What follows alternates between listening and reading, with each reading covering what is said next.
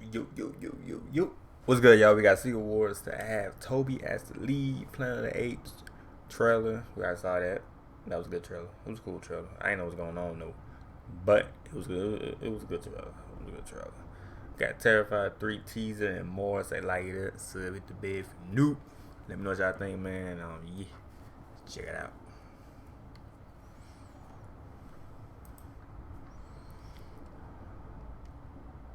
Hello there, my beautiful movie peeps. Appreciate you clicking on an episode of Side Flick. Let's talk some movie news, man. Something we're going to be discussing here today, guys, is we got the first trailer for the new Planet of the Apes movie titled Kingdom of the Planet of the Apes. Last night I went to a screening of Terrifier 2 where they did show us the Terrifier. Is it the Planet of the Apes or is it the Kingdom of the Apes?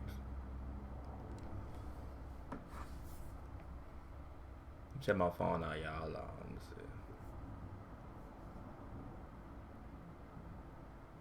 Let me go.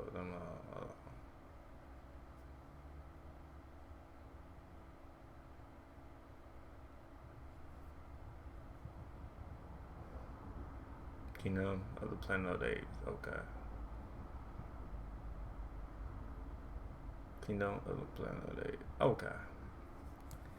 I had to make sure though. 3 trailer, gonna be giving you my thoughts on that. And we got some pretty crazy out there but exciting reports about Avengers Secret Wars. Really, that along with so much more. So many of you guys give me your opinions down below with everything we discuss here today. But alright, kicking things off here, let's go through a couple of trailers that have been released and determine whether they're trash or treasure, because as you guys know, one man's trash and another man's treasure. And the first one here is a new Ryan Gosling movie titled The Fall Guy. Now, I remember hearing about this film and I thought it sounded kind of interesting, about a man in Hollywood, and it was described as an action-adventure comedy, and I will admit, this is a 3-minute long trailer. It did not need to be that long, y'all. Feel like this movie showed you everything that's gonna happen point by point. And the thing that also caught me off guard while watching it, for the first half of the trailer, I'm like, oh, this is a rom-com. I thought it was just kind of like an action movie with Ryan Gosling as a stuntman in Hollywood. But as the trailer continued on, I became so hooked on it. Ryan Gosling is low-key one of the most hilarious people in Hollywood. His comedic timing in this trailer is spot on. The guy had me chuckling a lot, and you know, the rom-com element could be kind of fun, but Ryan Gosling is selling this movie with all his charm, and you know what? I'm hooked in. This is a movie I'm for sure putting on my list to make sure I check out when it comes out next year in March. But let me know if this is something you guys think you're going to want to check out. The next trailer that was released this morning that I was highly anticipating is finally our first real look to the Kingdom of the Planet of the Apes. Now, this is going to be a continuation of the last 3 Planet of the Apes movies. The only major difference is that now Disney owns 20th Century Studios, so it's going to be kind of under their watch. And that did make some of us hesitant, but I gotta tell you, from this short little teaser that doesn't give us much of an idea of the plot. Yeah, I don't know what's going on. I just see humans afraid of the apes and all some other shit. Wise, I am loving the feel of the movie. I feel like still got some villains. It does fall in line with the previous 3 movies. Is the cinematography all the way there like the last 2? No. I've seen some real skeptics already say that the VFX aren't even to par with the last 2 movies, and I feel like that's a bit of a stretch. Looking at them here, I feel like they look as good as they can for right now. This is an early trailer, and the movie's set to come out next year, so for all we know, they could still be polishing a lot of the effects, but I think it looks good. It's having a serious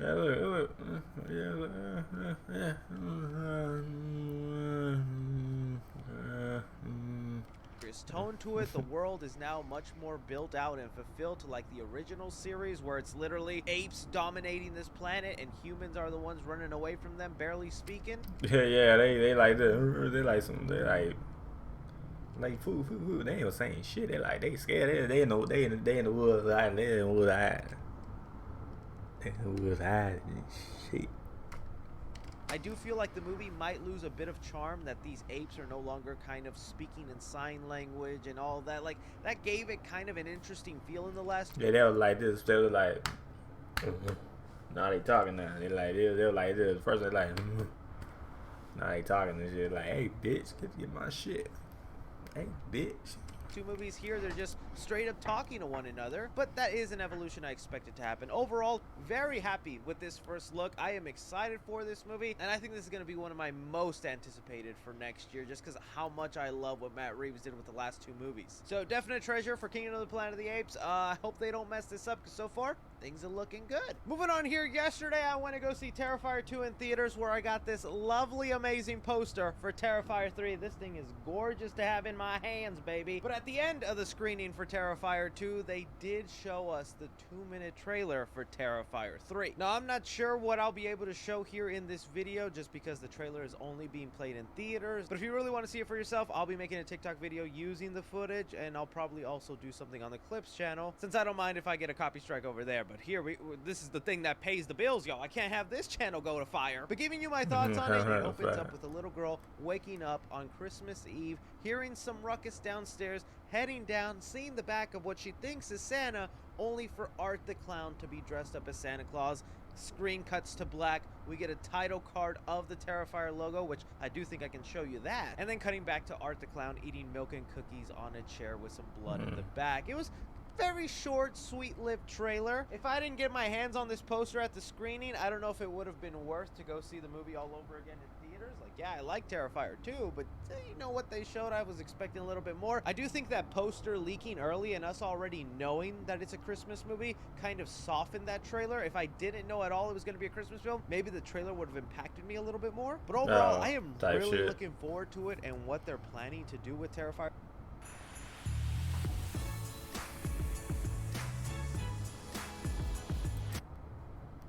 3, because we did get some more details from the director. Released on October 25th, 2024.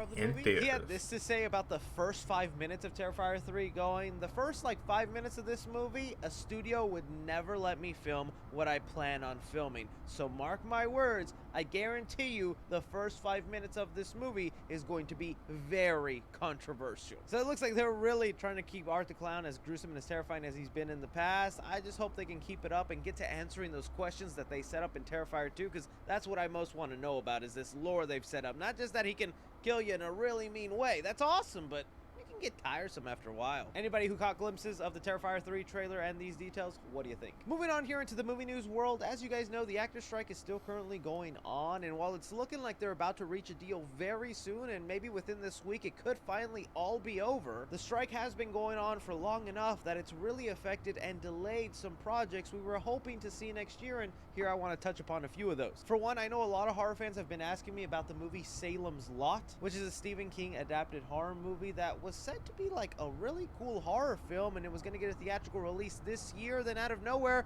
the film disappeared. Well, it got reported that Variety, because of the Hollywood strike, that it's no longer going to be released in theaters and that it'll premiere exclusively on HBO Max, or I should say Max. And usually that is like a really bad sign for the movie. That means, you know, like, oh, they don't have faith in it. They don't think they don't know it's going to be good and shit. Yeah, that's what they think. So they going to put it on Mac. They're like, oh yeah, I don't know if people going to watch this shit.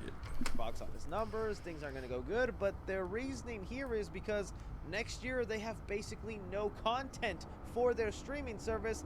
They need to have something to put on there, and that's because for the past like 4-3 months they haven't been filming any TV shows, any movies, nothing like that. There's going to be a big gap in content next year that studios are going to be trying to fill, and unfortunately Salem's Lot is going to be one of those victims. So now that's a movie you can watch on Max next year. Another thing that got delayed that we found out about is the Penguin TV series. That show was like set to come out early next year, and instead it'll be coming out at the later half of next year, fall. So at least we still get it in 2024, but man, I've been wanting to just dive back into the Batman Matt Reeves universe, and it's going to be delayed. The other thing that you guys have also been asking me, where's the updates? What's going on with it? The It prequel series, Welcome to Derry, has been delayed to the year 2025. I don't know if you guys remember when we did see set photos and things going on where they were starting to film an episode or two of the series, and then the strike happened and I guess they had to stop, and now that's delayed them to where they'll have to finish the show next year, and then we won't get it till 2025.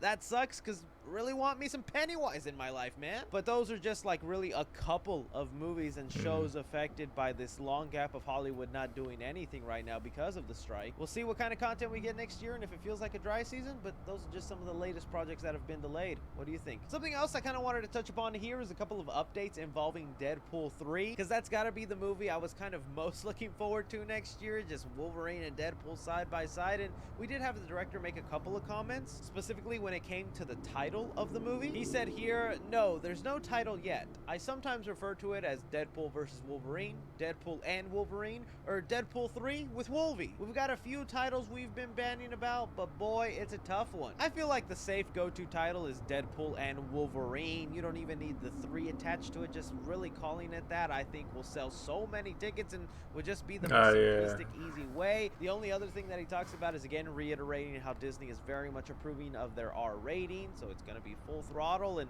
that's got to be interesting. This is Disney's really big first attempt into the R-rated territory. Deadpool 3 does really well, which I'm thinking it is. You could have a lot more R-rated content. Yeah, I'm about to say, I would be down for. The director also doubled down and confirmed that Logan is canon to Deadpool 3, and I feel like we've already known that, but I saw a lot of people surprised when the director confirmed that. In my mind, I still think that, you know, Logan happens later in the future, and what we're seeing with Deadpool and Wolverine just happened in the past. At least that's what I would hope, because I really wouldn't want them to mess with the perfect ending that Wolverine had there. But this is where I toss it off to you guys. You see some of these updates with Deadpool 3. You still hyped for this movie? Moving on to territory where I'm like, okay, let's take it with a grain of salt, because it does involve Avengers Secret Wars, and since this movie to me is still like years away, I feel like we're almost never gonna get this movie, yet we still get updates and rumors left and right. But what they have reported here is that in Avengers Secret Wars, Tobey Maguire's Spidey and Hugh Jackman's Wolverine will be the 2 leads of the TVA's multiverse army.